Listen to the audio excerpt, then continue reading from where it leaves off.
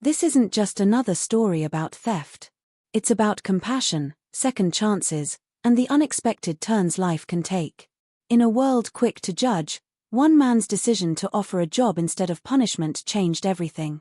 Stay tuned to discover how a simple act of kindness can alter the course of someone's life forever. The woman stood frozen in the dimly lit corner of the convenience store, her eyes darting nervously between the half-empty shelves and the security camera overhead. Her stomach growled audibly, a stark reminder of the hunger gnawing at her. She had no intention of stealing. Desperation had driven her to this point. The bag of chips in her trembling hands was a fleeting hope, a brief escape from the gnawing emptiness inside her. As she took a cautious step toward the exit, her heart raced. The bell above the door jingled, and she froze, her breath catching in her throat. A tall figure stepped into the store, his presence commanding and unfamiliar. He scanned the aisles with a practiced eye, his gaze settling on her for a moment too long. Panic surged within her. Had he seen her? Was he a plainclothes officer? Her mind raced through possible scenarios, each more dire than the last. The man approached the counter, his footsteps deliberate. She turned away, clutching the chips to her chest, praying he wouldn't notice her. But then, his voice broke the silence. "Excuse me," he said, his tone calm yet firm. "I couldn't help but notice you seem a bit out of place." Her heart skipped a beat. Was this it? The moment she'd feared? But instead of the reprimand she expected, he offered her a choice. "You can leave now, or you can come with me and talk." The New Yorker. +1. Shutterstock. +1. Confusion clouded her thoughts. What did he mean? Who was he? Why was he giving her an option? Her instincts screamed to run, to escape the unknown, but something in his demeanor suggested he wasn't a threat. Still, trust didn't come easily. The man waited, his expression unreadable. The silence stretched, thick with unspoken questions. Finally, she nodded, a silent agreement to follow him into the unknown. As they stepped out into the night, the city seemed different, distant, indifferent. The man led her to a sleek black car, its windows tinted, its presence imposing. She hesitated at the door, uncertainty flooding her senses. But he opened it for her, gesturing for her to enter. Inside, the car smelled faintly of leather and something else, something she couldn't place. The man slid into the driver's seat, starting the engine with a smooth hum. The city lights blurred past as they drove in silence, the weight of the unknown pressing down on her chest. Minutes stretched into what felt like hours. She stole glances at him, trying to decipher his intentions. His face remained impassive, his eyes focused on the road ahead. Who was he? What did he want from her? And why had he chosen her? Finally, the car slowed, turning into a well-lit parking lot. The man parked near a modern building, its glass doors reflecting the city lights. He turned off the engine and faced her. "We're here," he said simply. She stepped out of the car, her legs unsteady beneath her. The building loomed ahead, its sleek design both inviting and intimidating. He led her inside, past a receptionist who nodded in acknowledgement. They entered a small office, its walls adorned with abstract art and soft lighting. The man gestured for her to sit across from his desk. He took his place behind the desk, folding his hands in front of him. "I know this is unexpected," he began, his voice steady. "But I saw something in you tonight. A determination, a resilience." She blinked, taken aback. What was he talking about? She hadn't done anything remarkable. He continued, "I run a company that values those qualities. We're looking for someone who can think on their feet, who isn't afraid to take risks." Her mind raced. Was he offering her a job? But why? She had no experience, no qualifications. He seemed to read her thoughts. "You don't need experience," he said. "You have something more valuable, potential." +4. Masterclass. +4. TimothyRcarter.com. +4. The words hung in the air, heavy with possibility. Could this be real? Was this her chance to change everything? But doubt lingered. Why her? What did he see in her that made him think she was the one? And what did he expect in return? Before she could voice her questions, he stood, extending his hand. "Think it over," he said. "But don't take too long. Opportunities like this don't come often." She shook his hand, her mind a whirlwind of thoughts. As she left the building, the city seemed different, full of possibilities, yet shrouded in uncertainty. Had she just stepped into the following morning, the woman awoke in a modest apartment, its furnishings simple yet comfortable. The man, who had introduced himself as Mr. Carter, had arranged for her to stay there temporarily. He had also provided her with a modest stipend and a promise of employment at his company. Despite the kindness shown, she couldn't shake the feeling that something was amiss. As days passed, she began to notice subtle inconsistencies. Mr. Carter's company, though well established, seemed to operate in a peculiar manner. Employees were often seen leaving late at night, their faces tense, as if burdened by secrets. The office itself had an air of secrecy, with restricted areas and hushed conversations.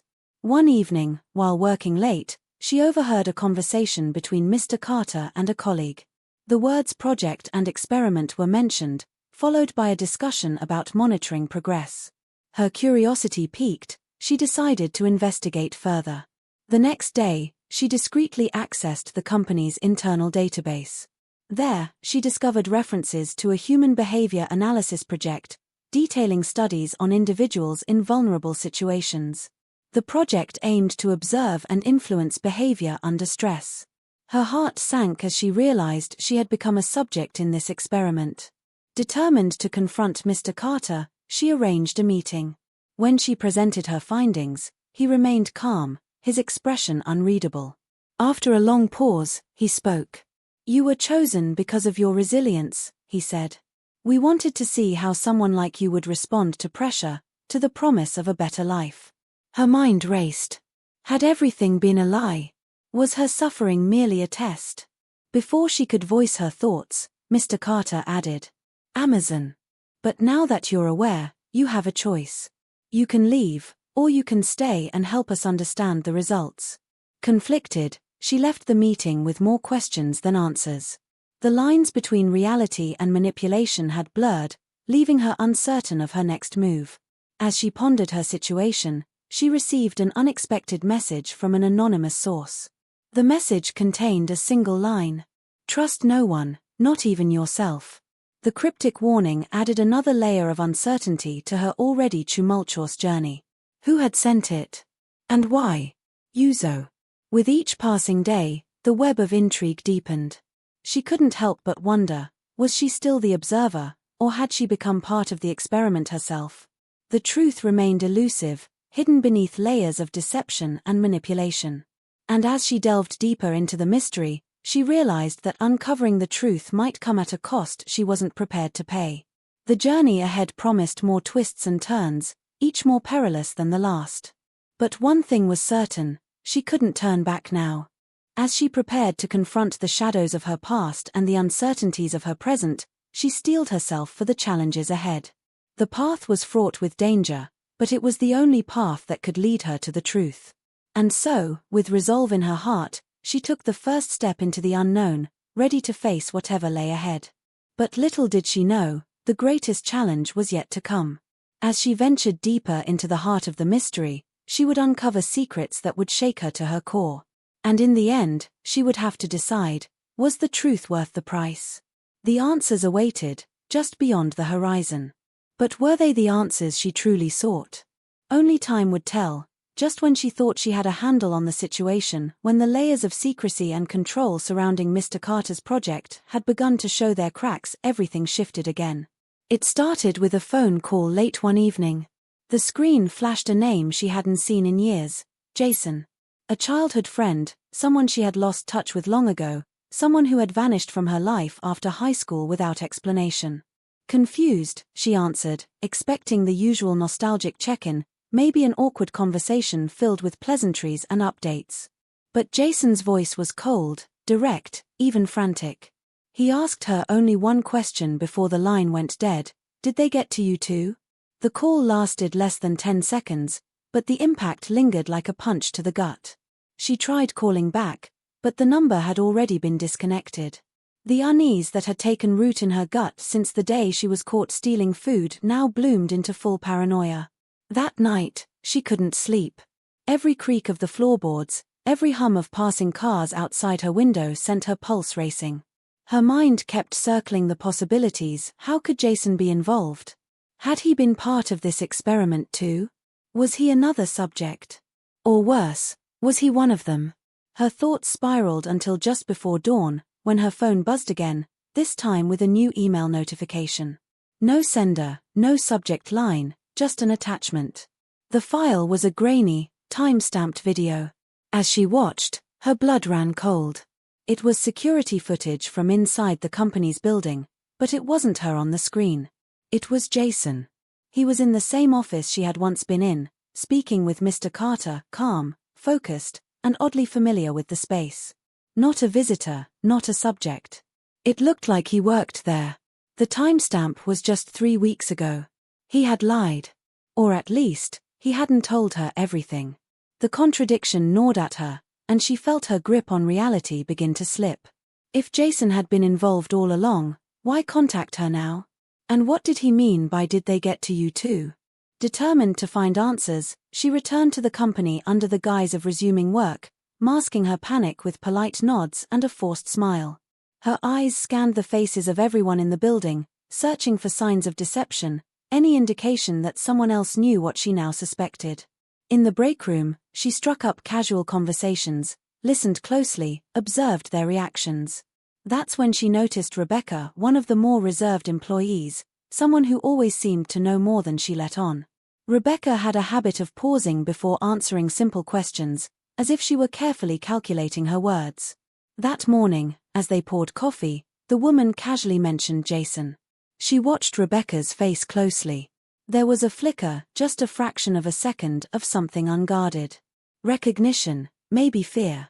Rebecca brushed it off, said she didn't know who that was, then changed the subject. But it was too late.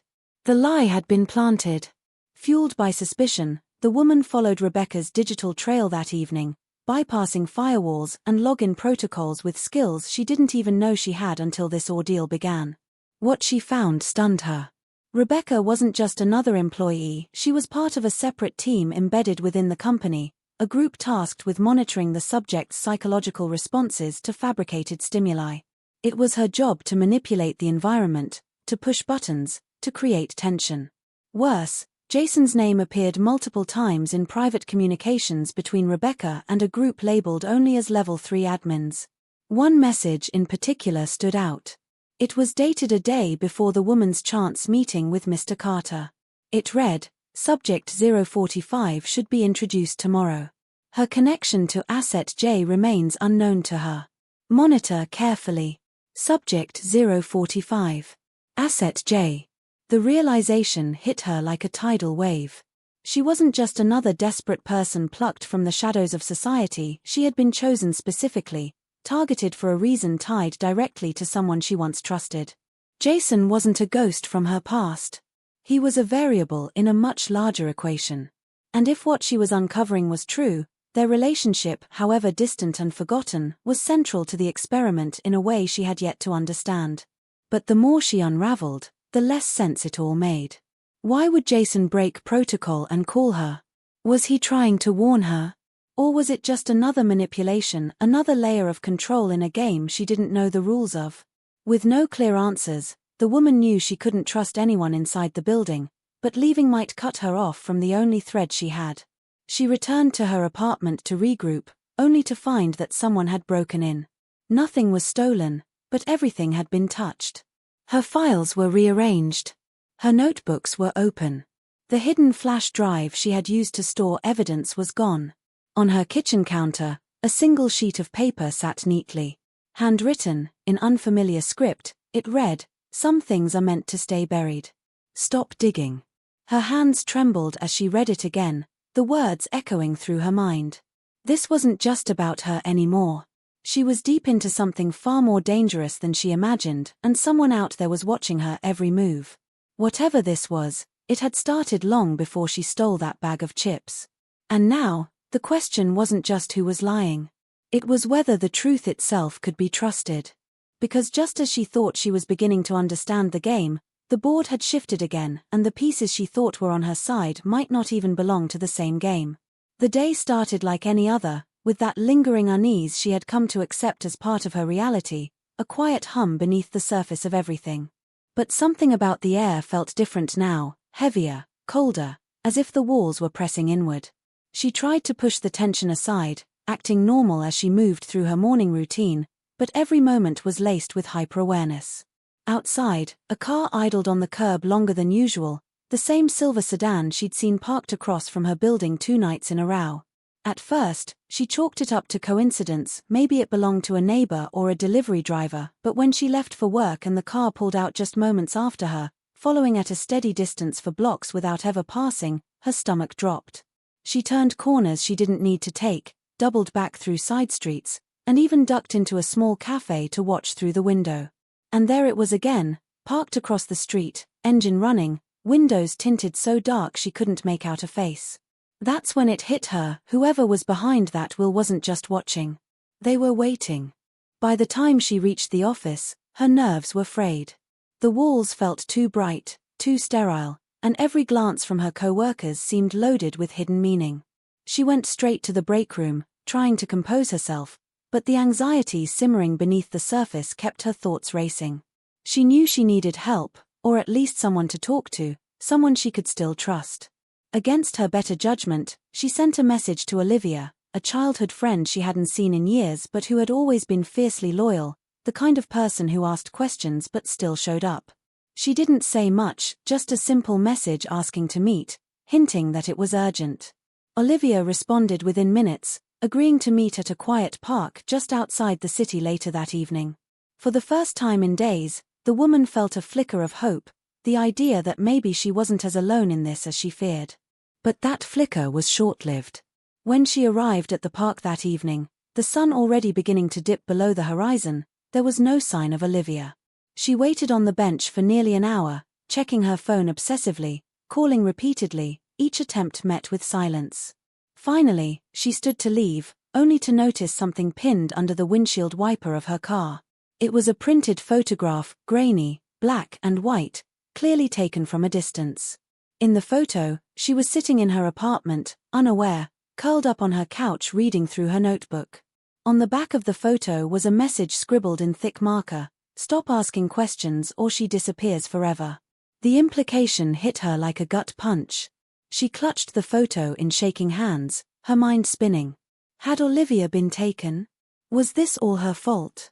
Was she leading people she cared about straight into the same trap? Panic surged in her chest, but it wasn't just fear for Olivia, it was the horrifying realization that someone had been inside her apartment again, close enough to photograph her, close enough to know she was planning to meet someone, close enough to know exactly what buttons to press. That night, she didn't go home. She drove around the city aimlessly, pulling into busy parking lots and changing directions at the last minute, trying to shake the feeling that she was being hunted. Every time she checked her rearview mirror, she expected to see that silver sedan, always just a few car lengths behind. But now, the threat felt more insidious. It wasn't just about being followed anymore. It was about being manipulated, controlled, as if her every move had already been calculated and accounted for. Sleep became impossible. She checked into a cheap motel under a fake name and spent the night scrolling through news reports and social media, searching for any mention of Olivia, any sign that someone else knew something. There was nothing.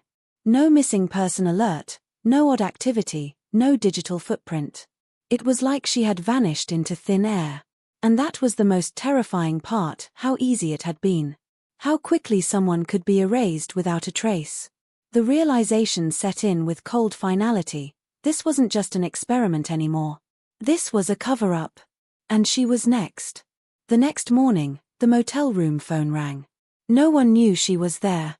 Her heart stopped as she stared at the receiver, frozen. She let it ring 4 times before picking up, bracing herself. On the other end, a voice she didn't recognize whispered one word before hanging up: "Run." No context, no explanation, just a single command delivered with urgency and fear. And for the first time, she realized she might not be the only one trapped in this. There were others, maybe past subjects, maybe former employees, Maybe people like Jason or Olivia who had tried to escape. And now, someone was trying to help her, but whether it was a genuine warning or another carefully crafted move in the psychological game, she couldn't tell.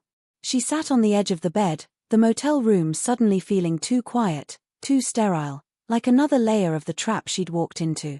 Her thoughts churned with paranoia and dread. What if the phone was bugged? What if she had been found already?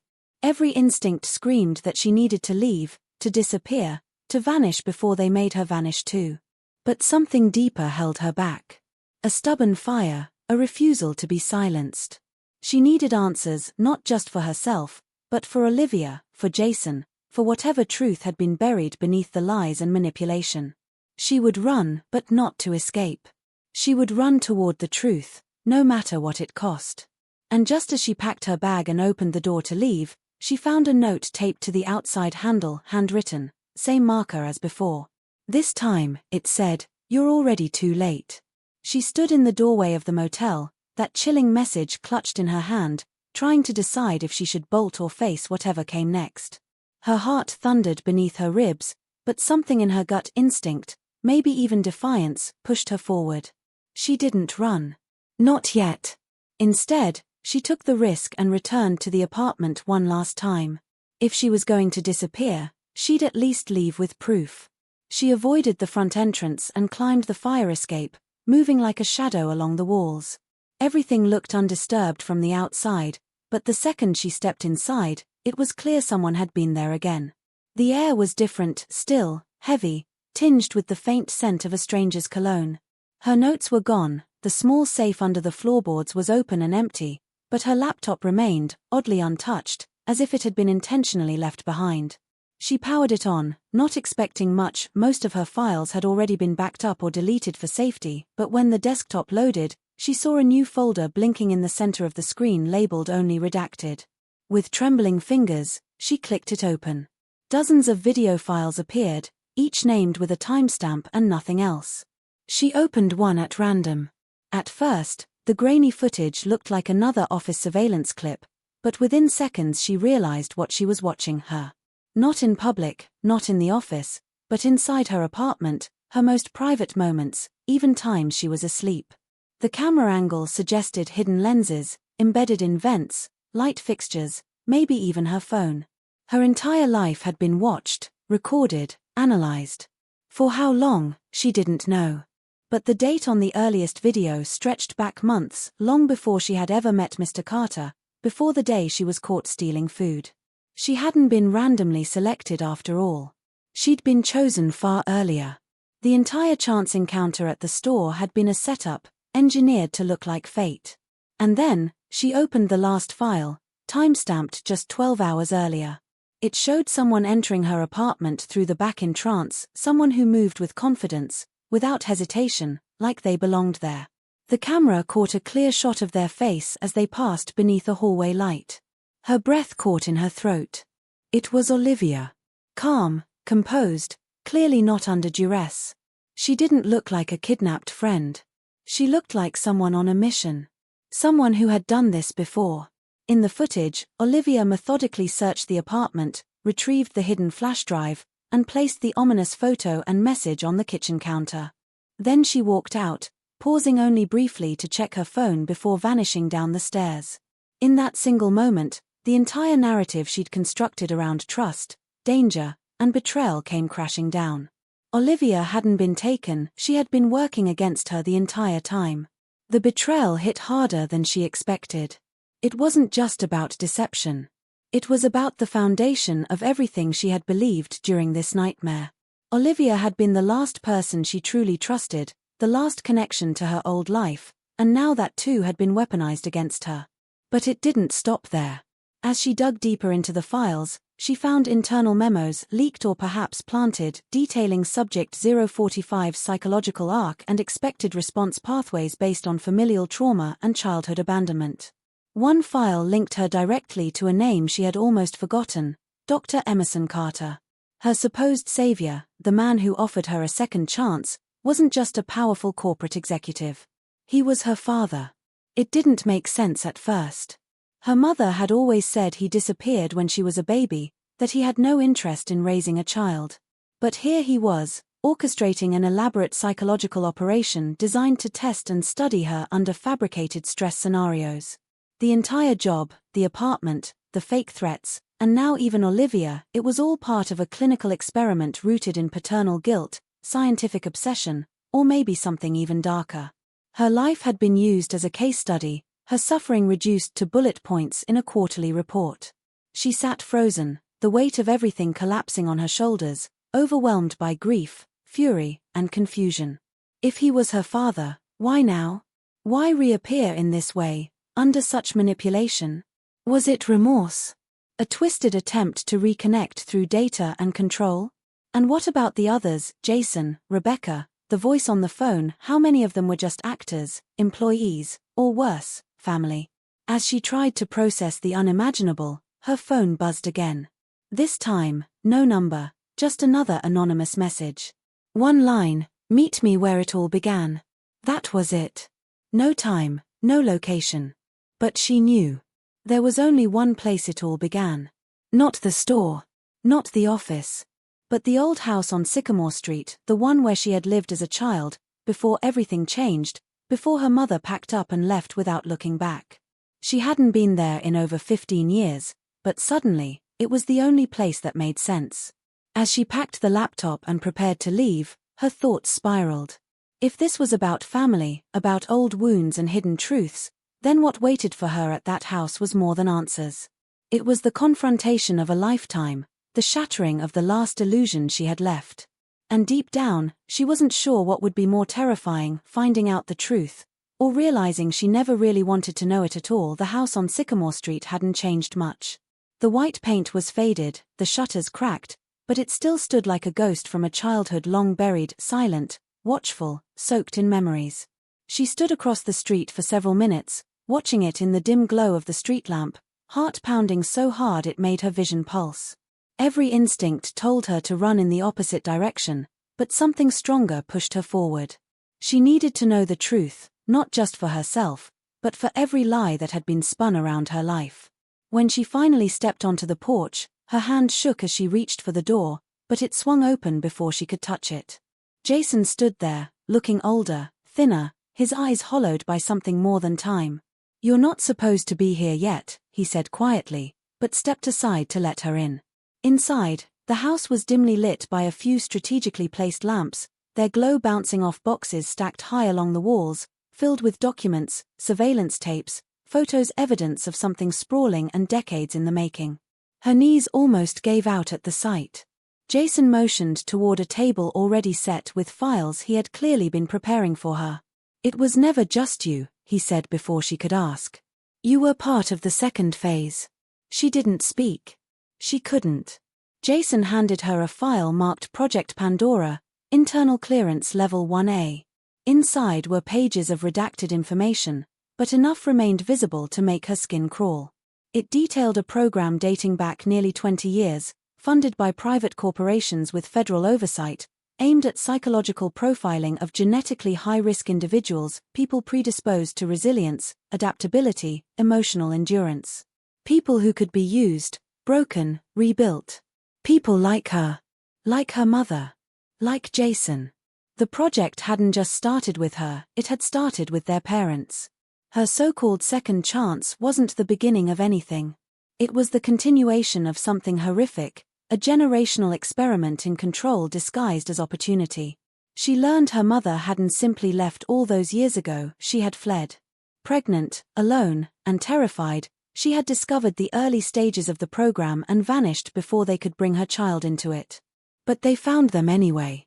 They waited. Watched. Built a life around shadows and carefully orchestrated interactions. Mr. Carter, her father, had stayed behind not because he didn't care, but because he had become the face of the program, willingly trading fatherhood for research, for power, for control. As Jason spoke, his voice thick with guilt, she started to piece together what had really happened. Jason hadn't disappeared from her life. He'd been pulled into the program early, indoctrinated, trained. He had been one of the first. And Olivia, she hadn't been working alone. She was Jason's handler, part of the internal structure, her role to track, report, and if necessary, neutralize. He didn't know she'd betrayed him too until it was too late. They told us we were saving people, Jason said, his hands trembling. That we were identifying future leaders, building resilience. But it was always about control. They needed test subjects. And the best subjects were the ones who didn't know they were being watched. A noise upstairs cut the moment short. Footsteps, slow, heavy, deliberate. Jason turned pale. "They're here," he whispered. "We triggered something by coming back." She didn't wait.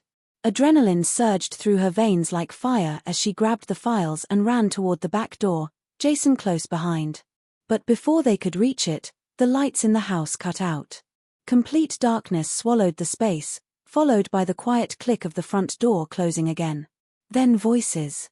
Multiple. Calm. Steady. A woman's voice spoke first, familiar, clinical. "Rebecca. You weren't supposed to tell her this way, Jason. You're off script." Her mind spun as the realization crashed into her. Rebecca had been monitoring the entire thing from day one, but not as some corporate pawn. She was the architect. Not just a handler, not just an analyst. The one who kept the gears turning, who directed people like Olivia, who recruited people like Jason, who made sure no one went rogue. The trap wasn't just digital or emotional. It was real, and it had just closed around them. "You think you've uncovered something," Rebecca said, stepping into view now, a small group behind her dressed in the same nondescript black. "But this story is bigger than you. You're not the first subject to reach this stage. You won't be the last. What you found is only the surface." And then she held something up, another flash drive. "This contains the names of over 400 other subjects. Most of them don't even know what they are yet. But they will. When it's their turn." Her breath caught. 400. Her mind reeled with the implications.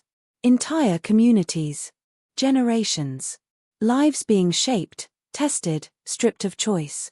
Everything she thought was personal, emotional, hers, it had all been written, planned, rehearsed by people who saw humans as data points. "You want to know the real twist?" Rebecca said, stepping closer.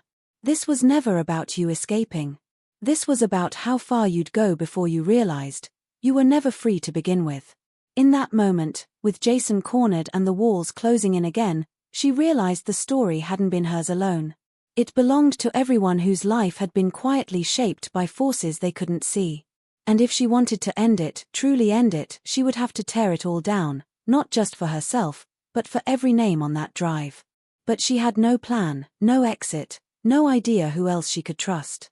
She only knew one thing now, with devastating certainty. The real danger wasn't being watched, it was that she had become part of the machine. And now, they were ready to reset the game. The room felt too small to hold the weight of everything crashing down at once.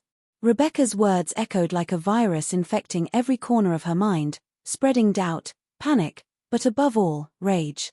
It wasn't just about betrayal anymore, it was about invasion, violation, and generations of stolen autonomy. The air grew thick with tension as the group behind Rebecca closed in slowly, methodically, like predators who'd done this countless times before. Jason stood beside her, his hands clenched, but there was no fight in his eyes, only shame, like he already believed it was too late. She knew then that if anything was going to change, it wouldn't come from running. It would have to come from confrontation. From tearing the veil off everything, even if it destroyed her in the process. She stepped forward, her voice steady in a way she didn't recognize, fueled not by fear but fury. She demanded answers, real ones. She asked how long this had been going on, what the real endgame was, what they were doing to the others like her. Rebecca smiled that infuriatingly calm smile and gestured toward the files in her hand, then toward the flash drive she held like a trophy. "You already know," she said. "The only thing left is what you'll do with it." And that was when something unexpected happened. The walls flickered. Not metaphorically, literally. The walls of the old house shimmered, pixelated for a second, and then restructured themselves like a glitch. Jason cursed under his breath and looked at her, wide-eyed. "They're running a simulation override," he muttered. "They're collapsing the environment." It didn't make sense. The house was real. She had walked up the stairs, opened the door, felt the creak of the floorboards under her feet. But now the air buzzed, and the light sources flickered unnaturally, like some kind of augmented layer had been peeled back. That's when the truth hit her like a wave of ice water. The house wasn't the house. The conversation wasn't happening in real space. She had never left the building, she was still inside the company, still a subject, still in the program.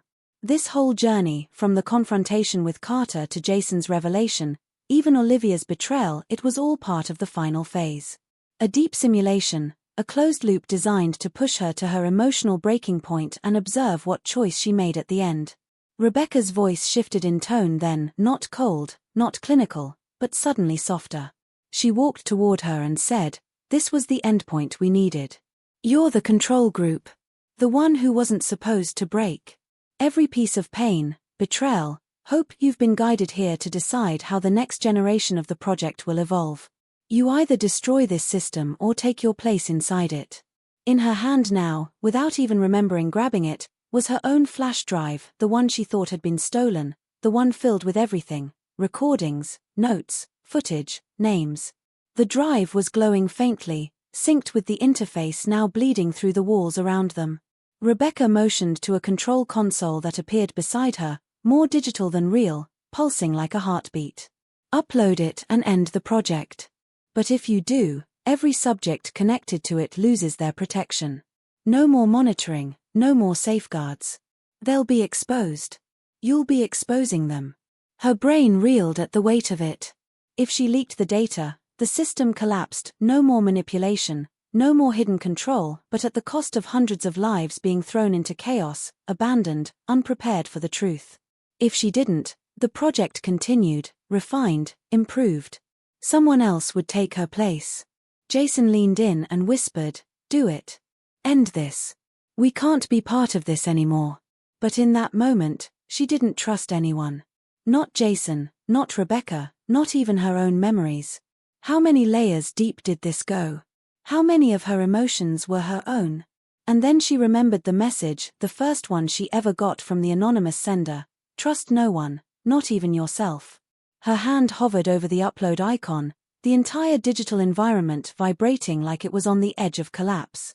She had to make a choice, and both paths felt like poison. She took a deep breath, closed her eyes, and said one word: "Override." But she didn't press upload. She pulled the flash drive, turned, and smashed the control console with a steel pipe she had spotted earlier, one part of the environment that felt too real to be part of the sim. The moment the console shattered, the walls exploded into a cascade of code, and the illusion came crashing down like glass. The simulation didn't just end, it broke. Emergency lights flared on. Alarms screamed. And for the first time in what felt like forever, she saw where she really was: a sterile, windowless observation chamber buried deep below the building, surrounded by one-way glass and monitoring tech. People in lab coats scrambled. Doors slammed. Security flooded in. And in the center of it all, behind reinforced glass, stood Dr. Emerson Carter, older, grayer, colder than she remembered from the one photo she had of him as a child. He pressed a button, and his voice came over the intercom, flat and disappointed. "You weren't supposed to make that choice." But then something else happened. Behind him, one of the analysts unplugged a terminal. Another flipped a switch. A third walked away entirely. The collapse of the simulation had triggered a failure not just in the system, but in the people who had been upholding it. Some began to turn. Whistleblowers. Maybe just cowards in the face of exposure. But the chain was snapping. The truth had broken the machine. And as security stormed the glass, as Carter screamed orders no one followed, as the backup generators failed and the screens turned black, she stood at the center of it all, bruised, battered, but not broken. But just as she started to believe it was over, her phone buzzed in her pocket. A message. No number. One line. Simulation Phase 3 initiated. Welcome back. The silence after the chaos was deafening. Sirens had stopped. The hum of machines, the echo of shouted orders, even the flashing red lights from the alarm system, all of it had faded into a strange, aching stillness. She sat alone now in the same observation chamber where the final illusion shattered, her hands covered in dust and sweat, her body shaking from adrenaline and exhaustion. Around her, the damage remained: shattered equipment, scorched wires, documents strewn across the floor, but for the first time, the truth felt solid, grounded, real.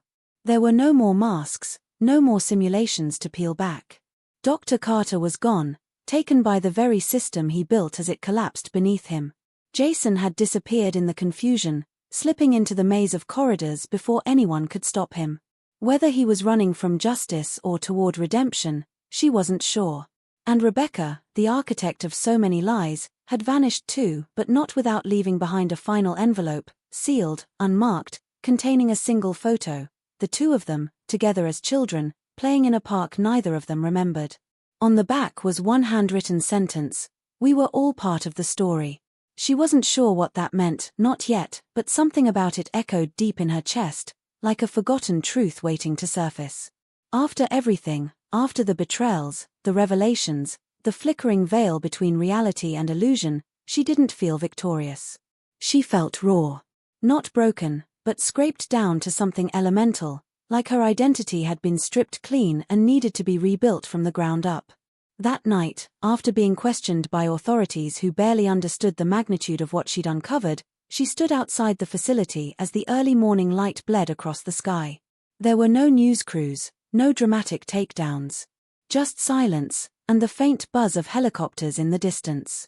The government had already started the process of covering it up: isolated psychological malpractice, unauthorized private research, rogue experimentation. They would spin it, like they always did, and most people would never know how close they came to living inside a controlled dream. But she knew. And more than that, she had proof. The files she had taken were backed up, encrypted, sent to several trusted sources across the country: journalists, whistleblower hotlines, activist networks. She wasn't naive enough to think they would all publish the truth, but some of them would. Enough of them to start a ripple. The names of every subject, every handler, every company connected to the project, they would be out there soon. Exposed. And what the world chose to do with that truth would be out of her hands.